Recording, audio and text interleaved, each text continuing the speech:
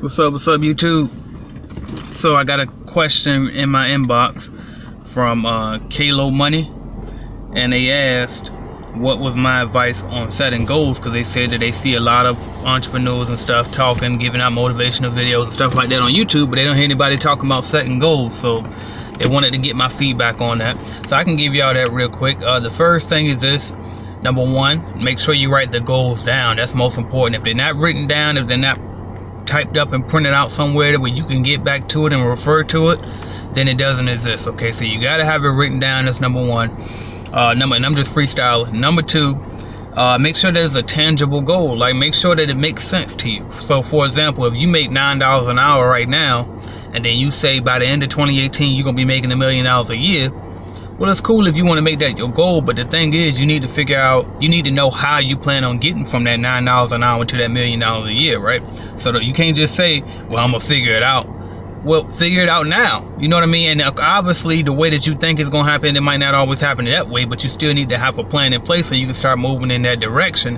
And then over time, you'll get to that point, right? Because the doors will start to open as you start to take action and move forward. Doors will start to open that you didn't know that were going to open, right? So, but definitely have it written down, understand how you're going to get to those goals, and also work backwards. When you write them down, say for example, you do want to make 1 million this year, your goal, start from the million and work your way back. All right, well, what is it going to take for me to make $1 million? X amount of dollars a day, which is so-and-so dollars a month, or whatever the case may be, and then you work from there. Now, what can I do to make that X amount of dollars a day? And then that's how you kind of pretty much do that.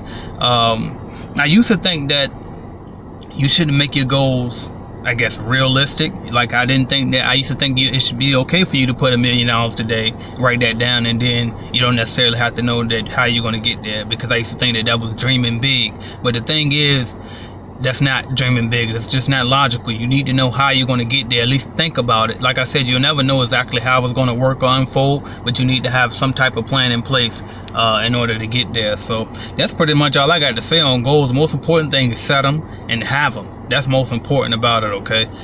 But you got to have some goals, because that's like if you're trying to get to Virginia from Florida, but you don't have a map or a GPS and you don't know how to get there, then how you gonna get there? You know what I mean? So I just like driving in the car and saying, well, I'm gonna get to Virginia. I don't know exactly how I'm gonna get there, but I'm just gonna go there, and I'm just about to get in the car and go. So you gotta have a plan. You gotta know where you're going. It's like a map for you, right?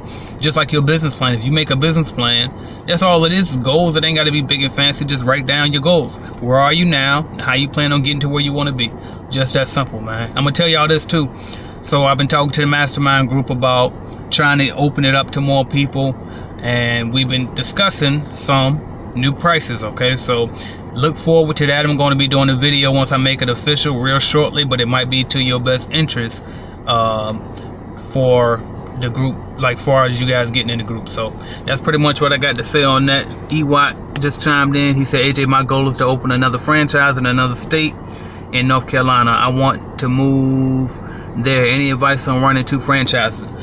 My first advice is to the very first one that you buy, make sure that is where you live at, so that way you can be stable, you can set it up nice and neat. And then after that, once you get it up and running, make sure your system is in full force. Try to have more than one person in every account if you can, and if you don't, then try to have something like plan B and C.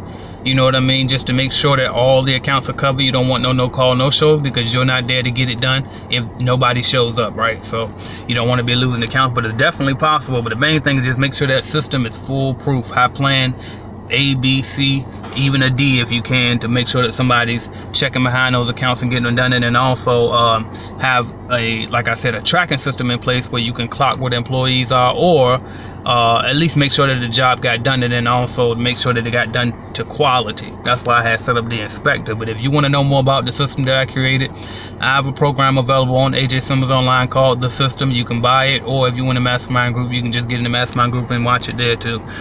Series Black says, hi, how you been, man?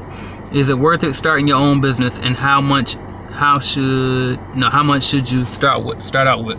So long-term thinking, I think, is absolutely positively worth it. And the reason why I say it's worth it is because of this. I'll use myself for example. If I own a business that pays me $36,000 an hour, I better yet, let's switch this. Let's switch this.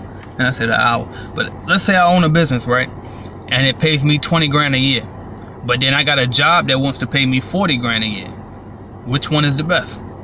Well, to me, in the short term, you would say the job, because the job is paying double what your business is paying you.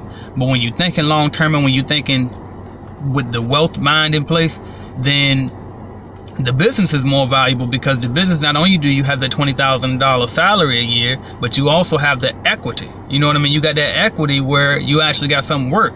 With that job, it's just money. That's riches. But when you got equity, that's called wealth. So you can borrow against that business if you need to. You can sell it if you need to. And then you can grow it as big as you want to grow it. With that job, you can only ask for a raise so many times before they tapped out.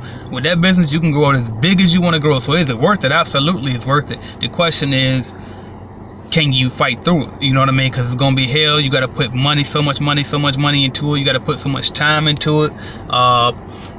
Princess said time. And definitely, and the thing with the business too is, once you get it set up and get that system in place and get it stable, you get your time back. You get that freedom back most of the time if you set that system up right.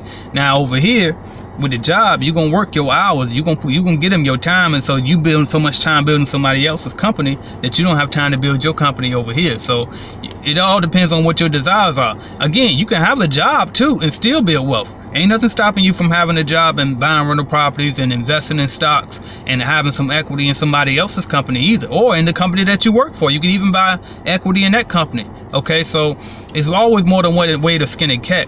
Me personally, I just do think that owning your own is the best route to go when it comes to building wealth. But again, there's always more than one way to skin a cat. And I think if you watch some of my older videos back in 2014, 15, 16, I probably would have answered that differently. But as I matured and as I've learned, there's definitely more than one way to get it. The bottom line is, remember your why. Understand why you're doing it. Are you doing it just to get money, or are you doing it to build wealth? You know what I mean? So that's pretty much what that comes down to. If we got any more questions, I'll answer those. Other than that, I'm gonna wrap it up. So, but again, starter kit, anybody want to get started with cleaning business, check out my starter kit, $9.97 on ajsimmonsonline.com. You get all the equipment shipped to your door, hiring process, how to find customers, everything. And then if you don't want the equipment, you just want the information, you get the starter kit quick start program on AJ Simmons Online. I think that one's only $97 right now. Shout out Jado Mastermind Group member checking in.